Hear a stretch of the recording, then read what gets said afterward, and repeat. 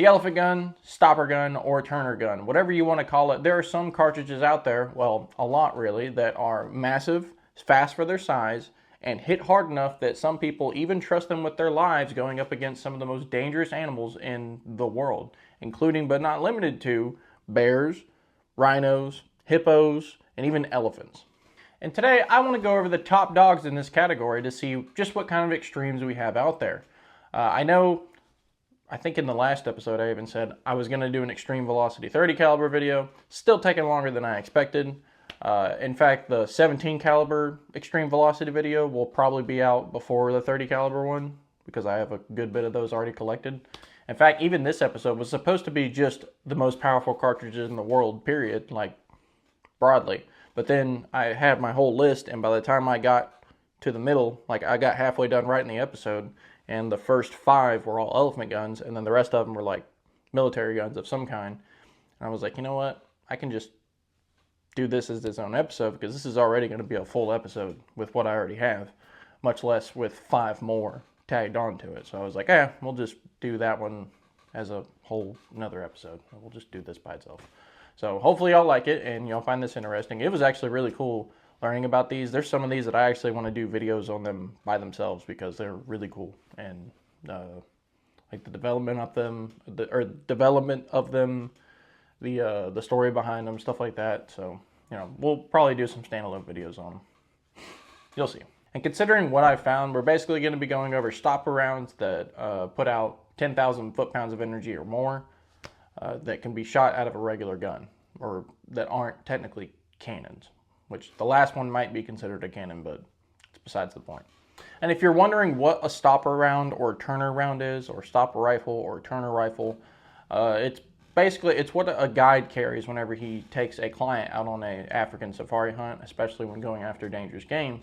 They are the last resort for if an animal charges, they can either kill it on the spot and stop it right there, stopper, or when they shoot, it'll make them turn away, and just the sheer force hitting them will just scare them enough that it'll turn them away or make them at least go a different direction. And that's why they call them stopper or turnarounds. The guides almost never want to do this, so it is a absolute last resort, but at the end of the day, you have to keep your client safe and alive, and yourself alive, so that's kind of what it comes down to. They're a last resort. So we're pretty much going to go over this one the way that I should have done the fastest cartridges in the world episode. We're going to go from weakest to strongest of the day.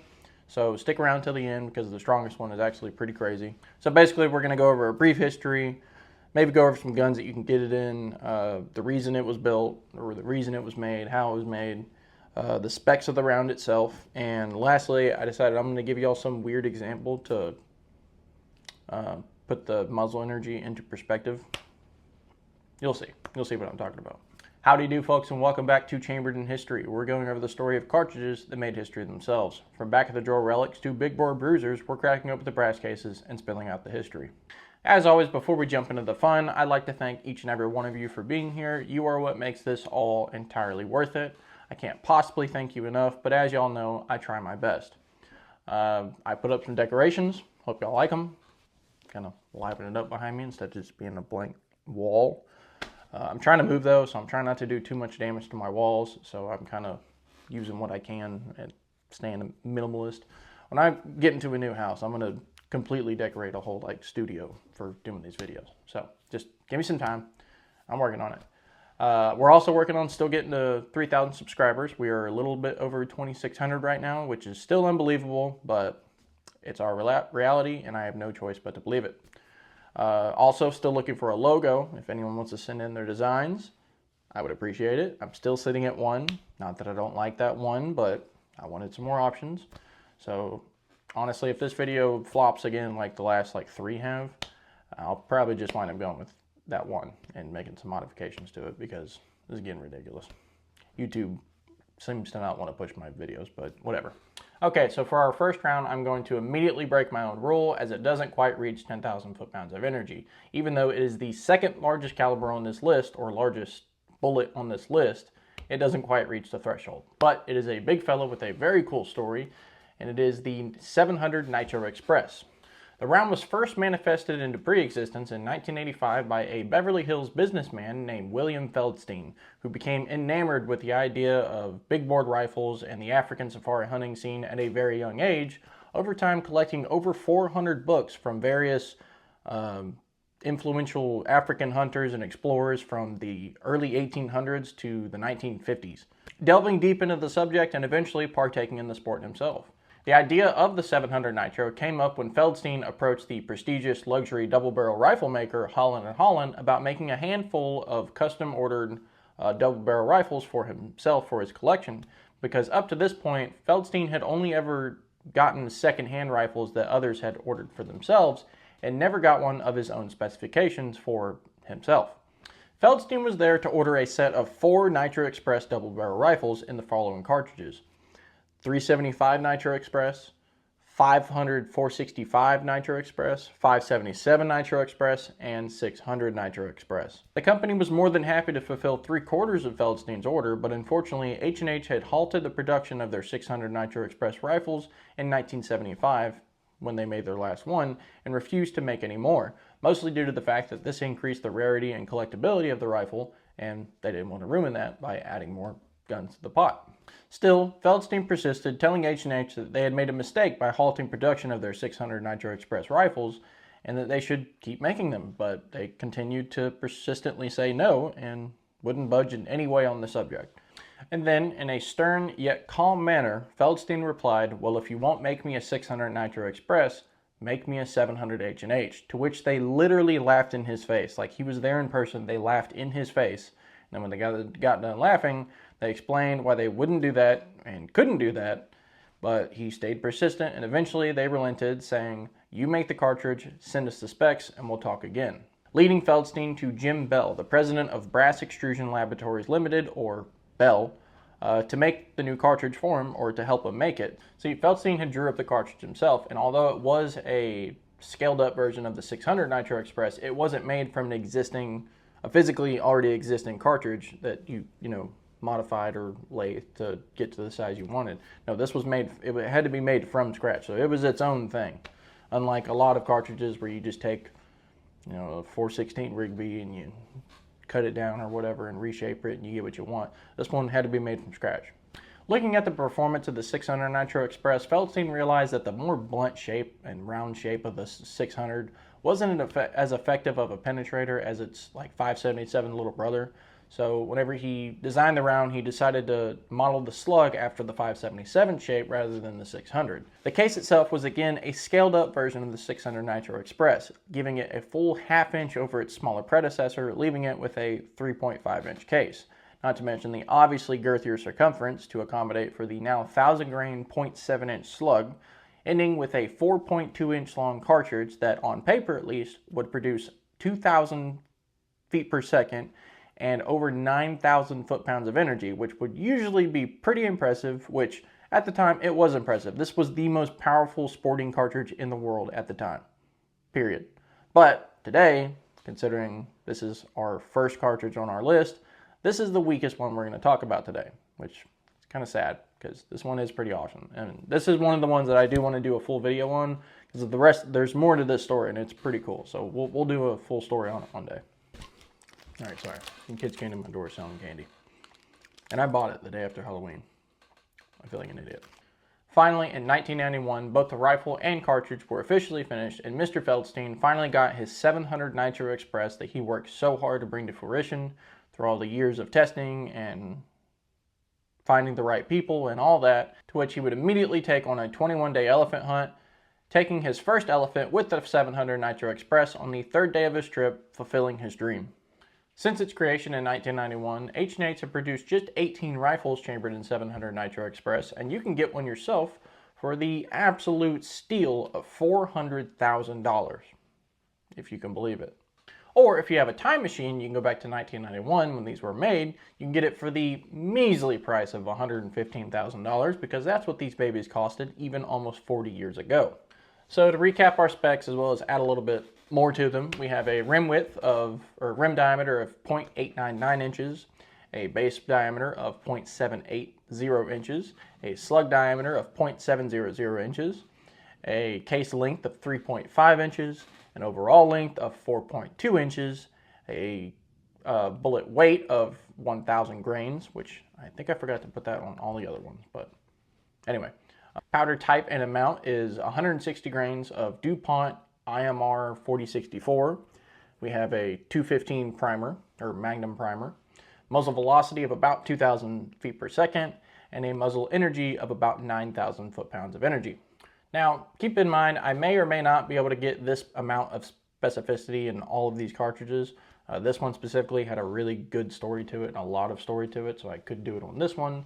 But some of them, I know I don't quite get as much as I could have, or as I wanted to. But I'm going to get as much as I can for all of them to make them all pretty comparable in how much specificity I have in them. Anyway, as promised, I'm going to give you some weird random comparison metric to put the muzzle energy into perspective. So for this one, it is the equivalent of getting hit by a 200-pound manhole going 38 miles an hour. Now, obviously, that's pretty crazy. But then if you funnel all that down to 3/4 of an inch, or just under 3/4 of an inch, it's no surprise this will mess up pretty much any animal that has ever, will ever, and does ever walk the earth today. All right, now it's time to get into some of the real heavy hitters with the 10K and above club, starting with the 585 Nyati.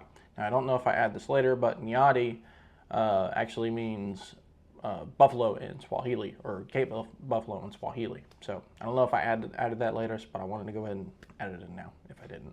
In 1990, a writer and professional hunter, Ross Seifried, had a close encounter with a bull elephant when he was taking an elderly man out on a guided hunt. He was armed with a 450 Nitro Express, and at the time, or after the event, realized that he didn't think it would have been enough to stop the bull had it persisted in its attack, because he did shoot over its head and it turned, but he felt he got really lucky and really wished he had his 577 Nitro with him at the time. After this terrifying near-death experience, Seifried set out to create a round of immense stopping power similar to that of the 577 Nitro Express, but in the more attainable and more affordable bolt-action platform, rather than the almost completely unattainable and outrageously expensive double-barrel platform from companies like H&H.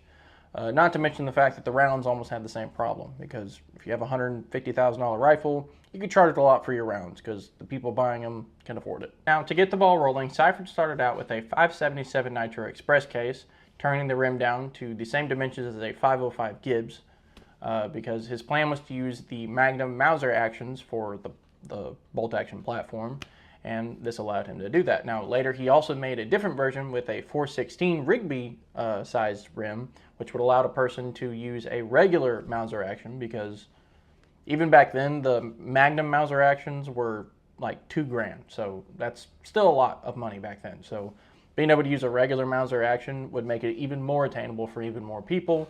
Therefore, it's even more affordable. So, you know, it's good. Next, he took the taper out of the cartridge and gave it a 30-degree shoulder, which a lot of people actually told him he couldn't do it all, but with a little bit of elbow grease, he got it done. Which he said it was really hard, but he got it done. Stand here.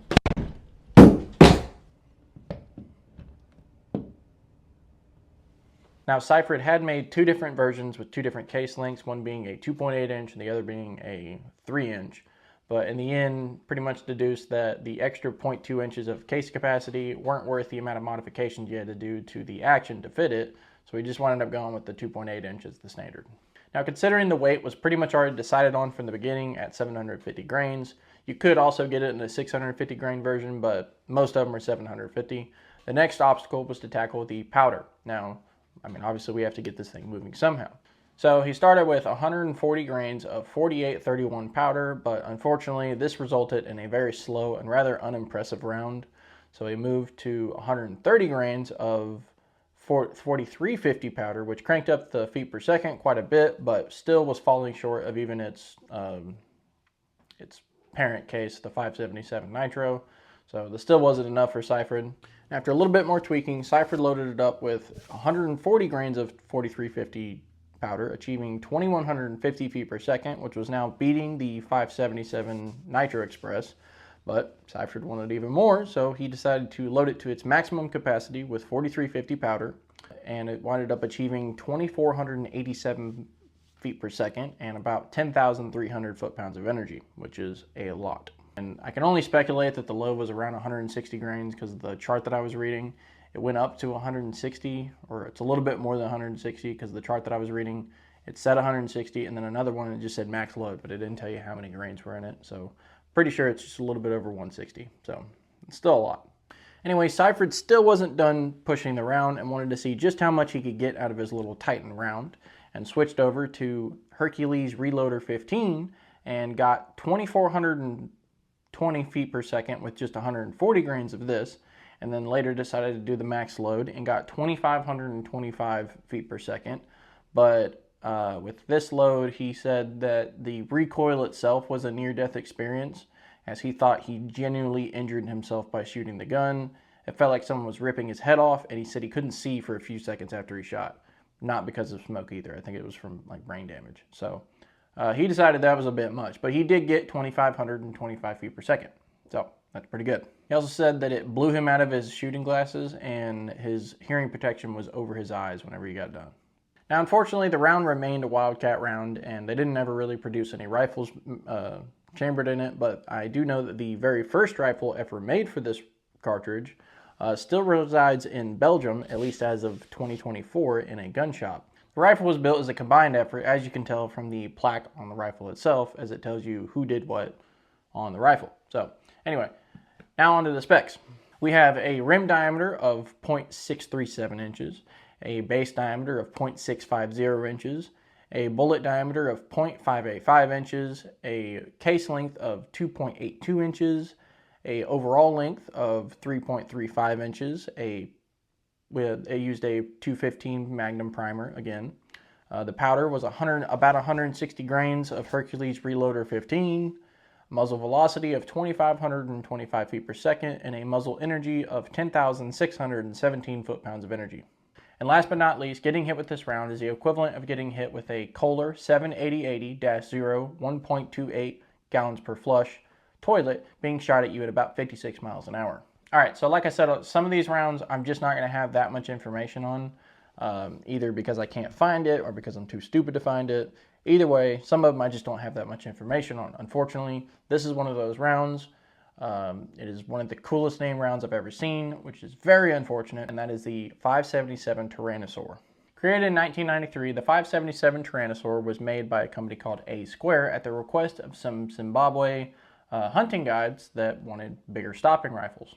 As client safety is obviously pretty important to them. I mean, if for the amount of money that these guys are spending on these rifles and on the trips, you can only imagine what their family would do if something happened to them between the money and the lawyers. They'd be screwed. So client safety is number one for them. Now, as far as rifles go, as far as I know, there's only one company that ever made one, and it was A Square, and it was their Hannibal model rifle, which is a very creepy name, but to each their own, I guess. Honestly, the most terrifying part of all these rounds is the fact that some incident happened in which these hunting guides had to run to a company and say, we need bigger stopping rifles. The 450 Nitro Express isn't enough. We need bigger guns. Anyway, on to the specs. That's really all I have for this round. There was not that much. We have a rim diameter of 0.688 inches, a base diameter of also 0.688 inches, a neck diameter of 0.614 inches, a bullet weight of 750 grains, included on that one, a case length of 2.99 inches, an overall length of 3.71 inches, the primer is a 215 Magnum primer, powder is 186 grains of VVN 550, muzzle velocity is 2,581 feet per second, and muzzle energy is 11,100 foot-pounds of energy, which is a good bit.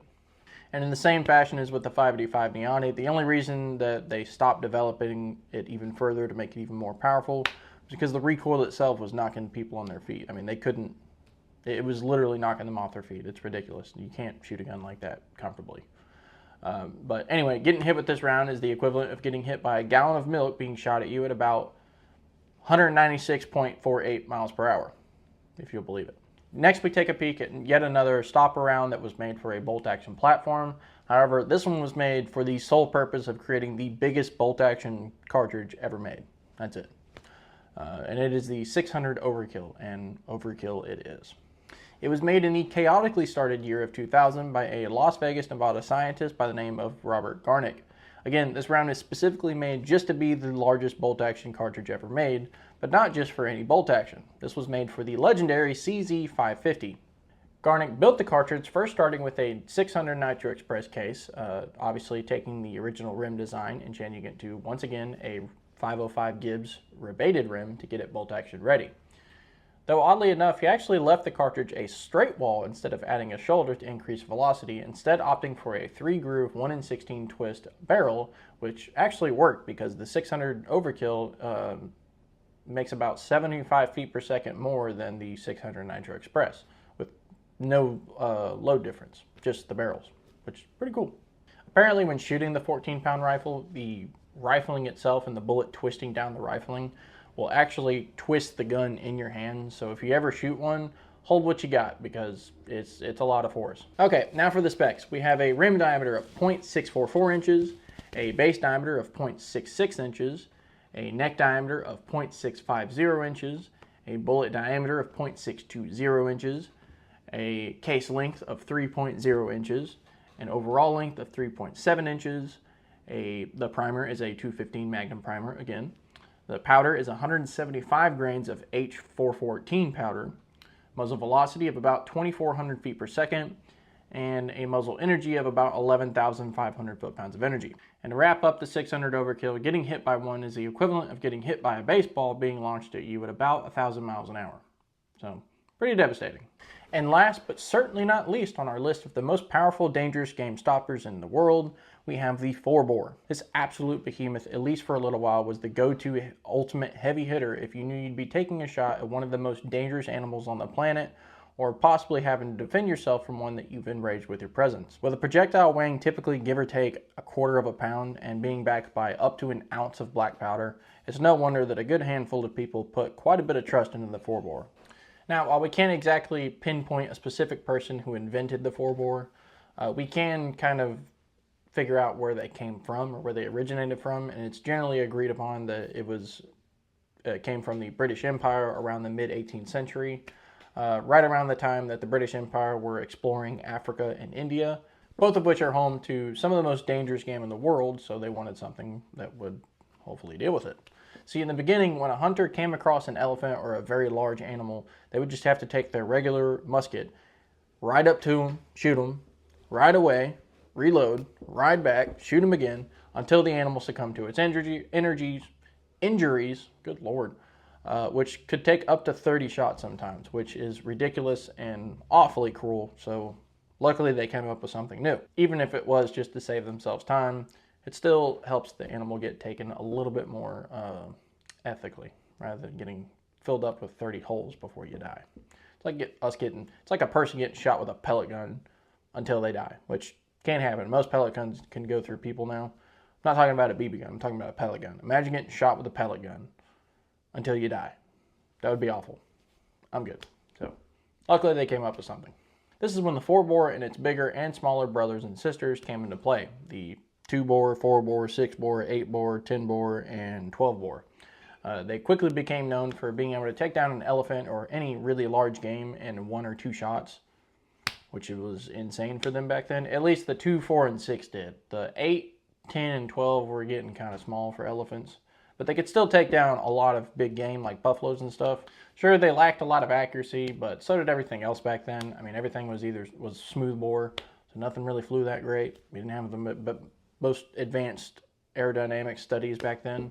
But later in the mid-19th century, along came rifling, which was great, but then also gun makers like W.W. Greener actually completely recommended sticking with smoothbore with the big bore rifles, as it would increase your velocity, reduce the recoil, or your felt recoil. It made it easier to reload, and you didn't have to worry about cleaning it, because if you have no grooves, there's nowhere for all this stuff to settle in, so you just wipe it out. But yeah, he pretty much recommended not using rifling at all. Not to mention, generally speaking, when you're hunting elephants or large game or whatever you're doing with these guns, your target's within like 25 yards of you. You don't need to be that accurate. So why do you need rifling when you have all these advantages of not having rifling? to stick with smoothbore. At least that was the thought process back then, which makes sense. So therefore, the improved accuracy wasn't a good trade-off for the increased recoil, decreased velocity, and finding themselves having to clean their barrel more often. Speaking of recoil, these things are absolutely insane, producing a whopping 317 foot-pounds of felt recoil, which is a lot. To be more specific, 30-06 has about 20, so that is 16 times more that of a 30-06. Yeah, I'm good. That would destroy my shoulder. In fact, we talked about the twisting effect that the rifling had on the recoil, but if you go and watch the video that Scott did on Kentucky Ballistics where Eddie Hall showed up and shot a 4-bore rifle, you see the rifle actually twist out of his hand. Or twist, I don't remember which way it twists, but it was a pretty viral video. I'm sure y'all have already seen it. But it actually twists the rifle out of his hand, which is insane. And he's the strongest man in the world, or one of them. So put that in perspective for you. That's insane. Now, I'm sure technique has a lot to do with it, but that's beside the point. Now, this isn't to say that there's no advantages to having rifling. I mean, obviously, rifling has its fair share of advantages. You have increased accuracy if you need it. And the fact that once you had a rifled one, you could use heavier conical-shaped projectiles up to 2,000 grains instead of the old lead ball that you had before, which meant you could get more energy out of it, which is pretty cool. In fact, legendary elephant hunter George P. Sanderson had both a smoothbore and rifled bore 4-bores that he used quite a bit whenever he was hunting elephants, until the rifled version had a catastrophic failure that he almost killed him. So he threw away the rifled version and proclaimed the smoothbore to be the superior bore designed for oversized rifles. Now, surprisingly, rifled or not, the 4-bore is actually less effective at killing elephants than its Nitro Express younger or smaller brothers. It tended to lack the penetration that you needed to go through an elephant, which was the task at hand. Especially when you're using ball-shaped ammunition. Obviously, a ball is the least stabby shape there is, other than flat. So it did lack the penetration capabilities of, like I said, the Nitro Express and stuff. Even with 30,000 foot-pounds of energy, it just wasn't enough to punch through it as deep as you needed it to. But that's not to say that it didn't work at all, as obviously it did. Frederick Sellis, in fact, used a 4-bore primarily to hunt elephants, and between 1874 and 1876 killed 78 elephants, which is way too many for one person, but I guess that's why we have conservationists now, or wildlife conservation rules. But anyway, on to the specs for our last cartridge of the day. We have a rim diameter of 1.23 inches, a base diameter of 1.1 inches, a bullet diameter of 1.00 inches, a case length of 4.00 inches, an overall length of 4.70 inches. Primer, I have no idea, probably a 215 Magnum. Muzzle velocity was 2,460 feet per second, and muzzle energy was about 30,000 foot-pounds of energy, so a lot. So yeah, she's cranking out some seriously hellacious energies with these stats, and getting hit by it is the equivalent of getting hit by a full can of Copenhagen long cut at 3,400 miles an hour, so stay away from it. That's about it, folks. The most powerful dangerous game cartridges ever made in history. Whether you're taking down elephants, hunting Cape buffalo, hippo, rhino, bears, all of these are at the top of the food chain, so just pick one and go. I know that's significantly easier said than done. I mean, who among us can really afford a double rifle or a safari hunt? Most of us can't. Those of you that can, awesome, but most of us can't. But it is the thought that counts, so who cares? Anyway, I hope y'all enjoyed today's episode. Next episode will probably be over the 17 calibers, another fastest cartridge in the world episode. But again, over the 17 calibers. I did really enjoy reading about some of these rounds, so I'll probably be doing some standalone episodes for these in the future. But until then, make sure that you're subscribing, liking, and commenting to stay up to date on all of our cartridge adventures and everything in between. I'm still looking for a logo, so don't forget that. If you're artsy or just want to help out, please send them my way. I'm trying to find a new one. This will probably be the last video that I try this on. Again, YouTube hasn't really been pushing my videos, so I want to get some merch out. So this will probably be the last one that I say anything on, because this is getting ridiculous. Again, I have that one. Not that I don't like it, but I just wanted some more options. But until next time, keep your powder dry, your brass polished, and always stay chambered in history. Thank you.